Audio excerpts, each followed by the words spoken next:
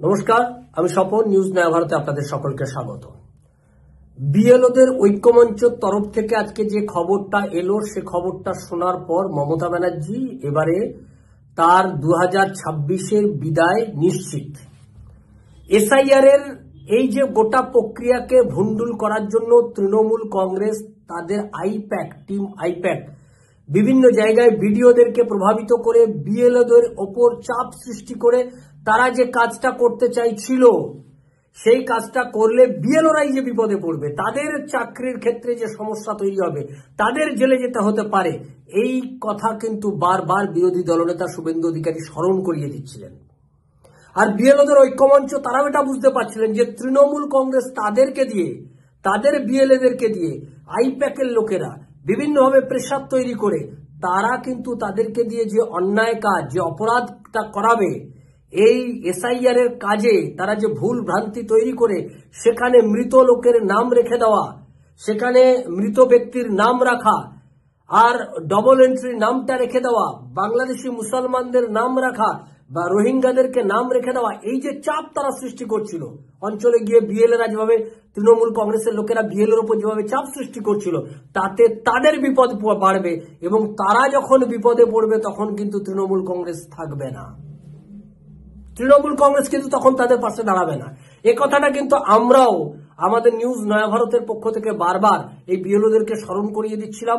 বিরোধী দলনেতা তিনি বিভিন্ন জায়গায় সাংবাদিকদের মুখোমুখি হয়ে এই কথাটা তিনি বারে বারে বলেছেন যে আপনারা যখন বিপদে পড়বেন, আপনারা যখন জেলে যাবেন, আপনাদের জেলে যেতে হলে তৃণমূল কংগ্রেসের সরকার কিন্তু তখন আপনাদেরকে বাঁচাবে না, আপনাদেরকে দিয়ে এই অন্যায় কাজটা করিয়ে নেবে তৃণমূল কংগ্রেস। সুতরাং তৃণমূল কংগ্রেসের ওই ট্র্যাপে আপনারা পা দেবেন না। বিএলওদের ঐক্যমঞ্চ তাই শনিবার দিন তারা এই মিটিংয়ে তারা এটা দাবি করেছিলেন নির্বাচন কমিশনের কাছে যে বিএলএরা তাদেরকে চাপ দিচ্ছে, বিএলএরা তাদের উপর চাপ সৃষ্টি করছে ভুল তথ্য দেওয়ার জন্য। তাই তারা তখন বাধ্য হয়ে ভুল তথ্য দিচ্ছে, কিন্তু তারা বাড়িতে এসে সেটাকে সংশোধন করে নিতে চান। তার জন্য তাদেরকে এডিট অপশন দিতে হবে। অর্থাৎ তুমি এলাকায় চাপ দাও, আমাকে ভয় দেখাও, আমাকে দিয়ে এটা অন্যায় কাজটা করিয়ে নাও, আমি করব। আমি বাড়িতে এসে যখন এডিট অপশনে বসবো, সব এডিট করে সঠিক তথ্য দিয়ে ভর্তি করে দিয়ে দেবো। কারণ যখন কেসটা খাবো তখন তো আমি খাবো, আমি বিএলও, আমার চাকরি নিয়ে টানাটানি হবে, আমাকে জেল খাটতে হবে। তখন ওই যে তৃণমূল কংগ্রেসের ওই যে প্রমোটার লাফাঙ্গা যতগুলো ঘুরে বেড়ায়, এই যে যারা এই বিএলএ সেজে ঘুরে বেড়াচ্ছে বিভিন্ন জায়গায়, তো শুনতে পাচ্ছি যে কিছু লোকজন, উর্দিধারী কিছু লোকজন, তারাও এই কাজের সঙ্গে নেমে পড়েছে। কলকাতা 63 নম্বর ওয়ার্ডে ভবানীপুর বিধানসভা কেন্দ্রে উর্দিধারী কিছু লোক তারা বিএলএ সেজে নেমে পড়েছে, তারা কিন্তু বাঁচাবে না। তাই বিএলওদের সংগঠন, তাদের ঐক্যমঞ্চ, তারা এই দাবিটা করেছিলেন নির্বাচন কমিশনের কাছে। তারা এই গোটা বিষয়টা নিয়ে অভিযোগ জানায় এবং জানায় যে এডিট করার অপশনটা তাদেরকে দিতে হবে, যাতে তারা পরবর্তীকালে এসে ওইটা এডিট করে ফাইনাল যখন রিপোর্ট জমা দেবে, এডিট করে ফাইনাল রিপোর্ট জমা দিয়ে চলে যাবে। তুমি যতই ওখানে যা চাপাচাপি করে আমাকে দিয়ে যা লেখাও। এইটা আজকে ফাইনালি নির্বাচন কমিশন সেটা গ্র্যান্ট করেছে। নির্বাচন কমিশন বলেছে ঠিক আছে, এই গোটা বিষয়টা করা যাবে, অর্থাৎ এডিট অপশনটা তারা দিয়ে দিয়েছে। মমতা ব্যানার্জির শিবিরের কাছে খবর যাওয়ার পর আইপ্যাক মুষড়ে পড়েছে।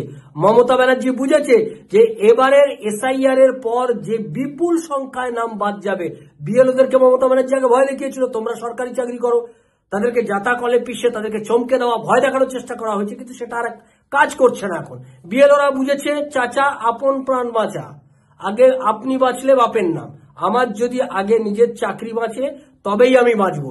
আমার এই মমতা ব্যানার্জির কথা শুনে নিজের চাকরিটা খোয়ানোর দরকার নেই, জেলে যাওয়ারও দরকার নেই। সুতরাং মমতা ব্যানার্জি যা বলে বলুক, আমি যেটা সঠিক আমি সেটা দিয়ে চলে যাব, তারপরে যে যা পারে করুক।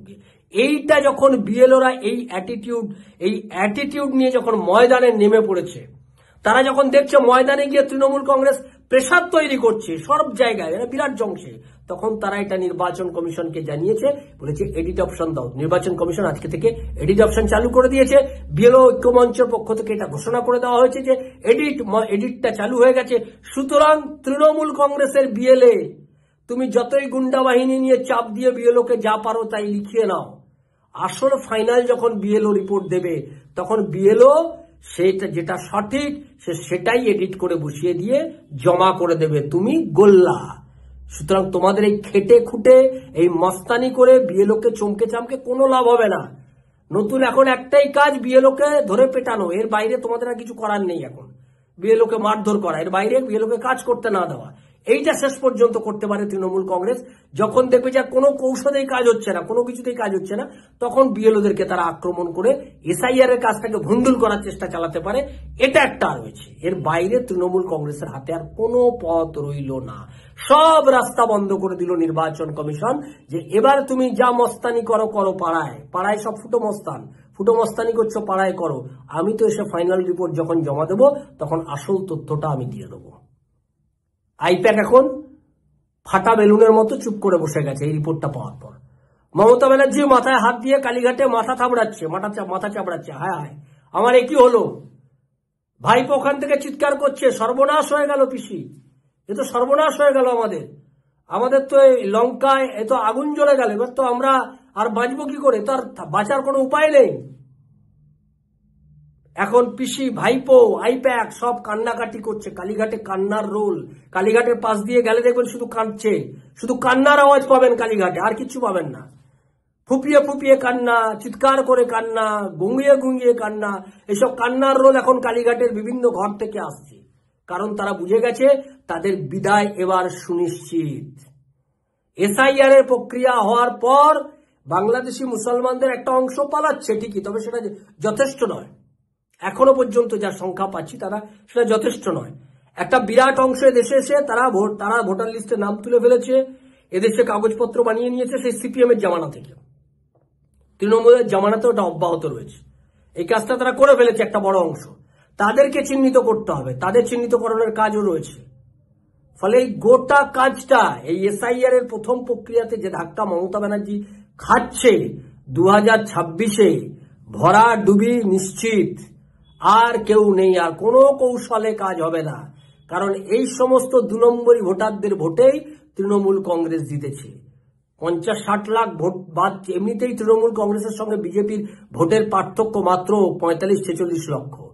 এবার এসআইআর বাদ চলে যাবে কয়েক কোটি নাম, কয়েক কোটি ভুয়ো ভোটারের নাম বাদ চলে যাবে। তৃণমূল কংগ্রেস আর কোথায় থাকবে? মুসলমানরাও একটা অংশ মুখ ফিরিয়েছে, যারা দেশের মুসলমান, তারা মমতা ব্যানার্জিকে ভোট দিতে চাইছে না এবার। তাই মমতা ব্যানার্জি শুধু অপেক্ষা করছে ভরাডুবি হওয়ার জন্য। সেটা টের পেয়েছে বলে এখন কালীঘাট জুড়ে শুধু কান্নার রোল। আমরা দেখব এই কান্না কবে থামে। জনগণ এতদিন কেঁদেছে, এবার কালীঘাট কাঁদবে, সেদিকেই আমাদের নজর থাকবে। আপনাদের নজর থাকুক নিউজ নয়া ভারতের দিকে। নিউজ নয়া ভারত আপনার কথা বলে। নমস্কার।